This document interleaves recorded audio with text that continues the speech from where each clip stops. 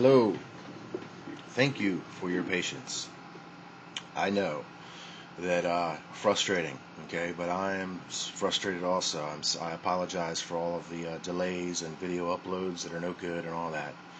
Um, I don't know what to do but keep going on. All right, I want to talk a little bit about. We're starting off on this Kundalini situation, which I said was this hidden piece, which definitely fits into this panoramic of these fallen angels and these aliens that are supposed to be upon us. And all of this, as I stated, relates directly to the locust coming out of the earth, which I guess is the fifth trumpet in Revelation in the Hebrew Bible. All right, so let's start off talking a little bit about the Kundalini, or the chakras actually, so that you get a better understanding of what the Kundalini is doing. I'm reading from this book, Itzhak Ben Tov, Stalking the Wild Pendulum on the Mechanics of Consciousness. He's a self-taught physicist, highly respected in his field. He looks at physics and science from a spiritual standpoint, and I highly recommend the book. Check it out. All right, we're going to start reading here. This is about the chakras. The books on yoga also show several points in the body, 7 in number. These are the so-called chakras, or energy centers. These centers are to be vivified or energized by the rising Kundalini energy. When this happens, the centers become receptors and distributors of inflowing cosmic energy for the body. These chakras are located near major nerve plexuses and coincide more or less with the glands of our endocrine system. When these centers are energized, they affect the endocrine glands, and through them our behavior and physical functioning. That's the description of the chakras, 7 in number, starting number 1 at the pelvis, number 7 ends at the head. The rest are in between along the spine, and that's where the path that the Kundalini would rise up. Okay? Now that we got a little bit of knowledge about what these chakras are, these energy centers, 7 in number, we need to begin to look at why these beings might need such a technique. And we're going to cite Enoch chapter 10 verse 14. They shall all entreat thee, but their fathers shall not obtain their wishes respecting them, for they shall hope for eternal life, that they may live each of them 500 years. Okay, what this is telling you, these fathers are the sons of God that we read in Genesis 6. Obtain their wishes are the Nephilim, and the Nephilim, their children, are finding out that they are not immortal, or supposedly immortal like their fathers are. So they are shocked, to say the least. Now, but what we're really talking about here that's coming out of the inner of the earth is we're talking about their fathers. Okay? So what this is telling us is that something has happened, all right, and then their fathers have no power to help them, that they shall hope for eternal life, that they don't have it. It also states a little further down the lane here, it says, and when all their sons shall be slain, when they shall see the perdition of their beloved, bind them for 70 generations underneath the earth, even to the day of judgment and of consummation, until the judgment, the effect which will last forever, be completed. Now that's that great judgment, which I told you about on my previous video, which is the greater year, that 104,000 year cycle that puts us right back at the cosmic center. All right, so when they are being bound for 70 generations underneath the earth, that is the original sons of God. Okay, that is not the Nephilim. Now, in a way, there are Nephilim associated, but it's not the original Nephilim that we're reading about, because they have long since died. But it's heavily complicated. Not to get us off the path, let's focus right now on these 70 that were bound. And if you know what's going on in Revelation in the fifth trumpet, they are released at that time. So you're seeing the original binding for 70 generations underneath the earth, and then they are to be released. And when they are released, remember, they have faces like men. Okay? So let's cite some more, give us a little better understanding here. This is going to be chapter 13, starting at verse 6. Beseeching me to write for them a memorial of supplication, that they might obtain forgiveness, and that I might make the memorial of their prayer ascend up before the God of heaven, because they could not themselves thenceforwards address him. All right, now that is the sons of God. All right. It says, now remember, the sons of God are the one, Azazel and the bunch, Samiezer, they were the ones that were directly in contact with Enoch. So they needed Enoch as this middle go-between man, between them and the Lord. All right, now there's stuff I could tell you, but we're going to move on just to keep this a little simple at this point. So it says, because they could not themselves thenceforwards address him, something happened. All right, something actually happened to their abilities. All right, at this point, they are cut off. Their spiritual divinity prerogatives have been severely handicapped. Now, keep in mind, they have a high physicality. They have a high genetic genome. They have a high intellect. They're highly intelligent, but at the same time, there was a spiritual highness that was married to that physicality.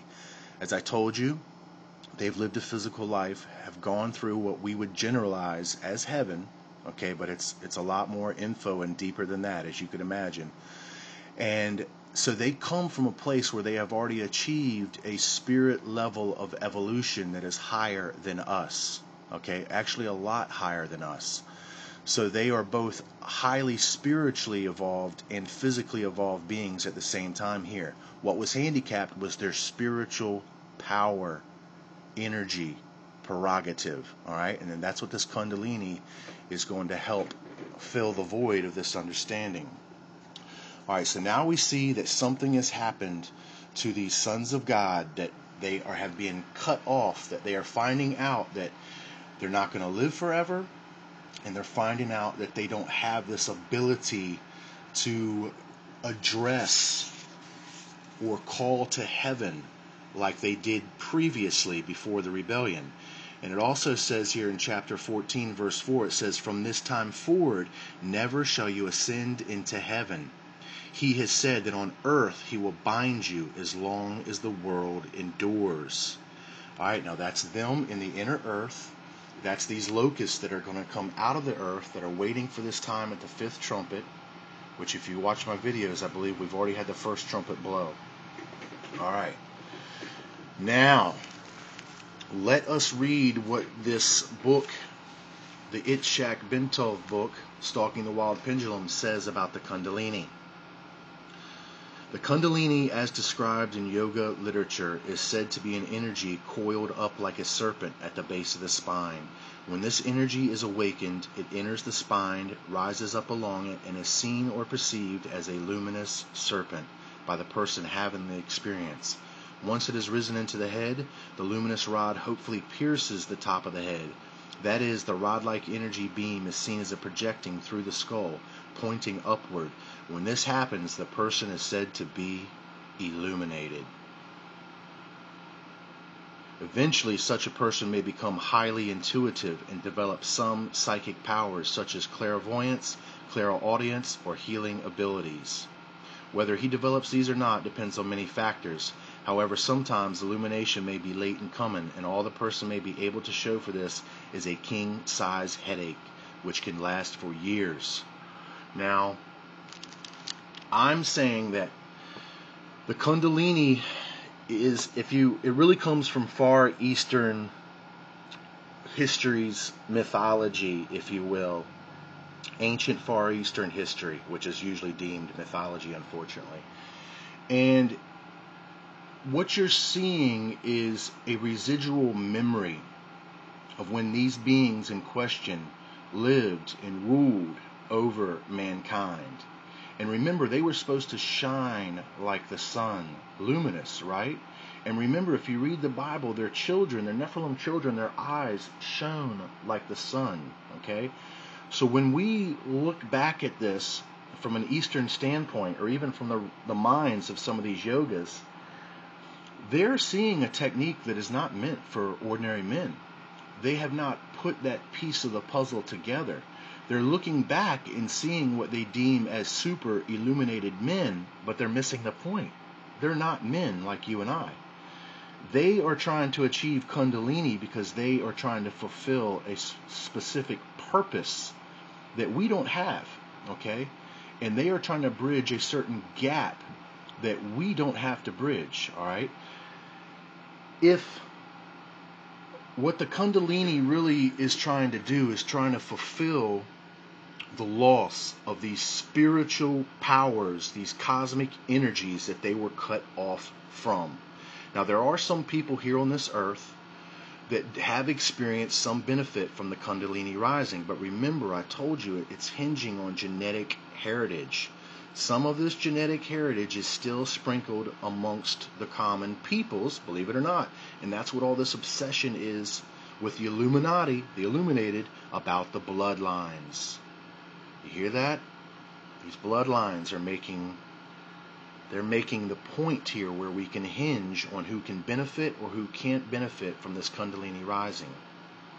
Now I'm going to go right now to Isaiah, and it's going to describe for us right out of Isaiah, and it's talking about this Leviathan. And unfortunately, my friends, this is where you're going to see where the Bible has hidden meanings underneath these nursery school type understandings. All right, this is going to be chapter 27, verse 1. And that day the Lord with his sword and great and strong sword shall punish Leviathan, the piercing serpent, even Leviathan, that crooked serpent, and he shall slay the dragon that is in the sea. When it says in that day, that is that great judgment, okay? That is that great judgment that we're talking about. So that's what's coming up, all right? Directly related to the locusts coming out of the earth. And we got more information on that, which is going to be another video coming. So when the Lord punishes them with his sword and great and strong sword, that is his mouth. That is his word, okay? So remember that, because that's going to be a key point here later on. So key things to understand here. Punish Leviathan, the piercing serpent, even Leviathan, the crooked serpent. Now let's look at some key phrases from the book that describes Kundalini. Energy coiled up like a serpent at the base of the spine. That's the crooked serpent. Leviathan, that crooked serpent, the coiled serpent. And then we've got perceived as a luminous serpent. And then we've got a luminous rod hopefully pierces the top of the head. And then, of course, that word that we're all familiar with, illuminated. Illuminated. Puzzle pieces, my friend. All right, so let's read this sign. Read this line. Shall punish Leviathan, the piercing serpent, perceived as a luminous serpent. Luminous rod hopefully pierces the top of the head. Do you hear that?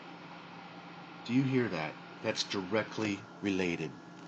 I want to go to Job right now, and Job chapter 41 has 34 verses explaining this Leviathan, okay, which I'm telling you is this Kundalini rising serpent. You can see that it's hidden behind a meaning of some sort of monstrous creature that lives in the sea, okay? But remember, that's the abyss in which this coiled serpent rises from.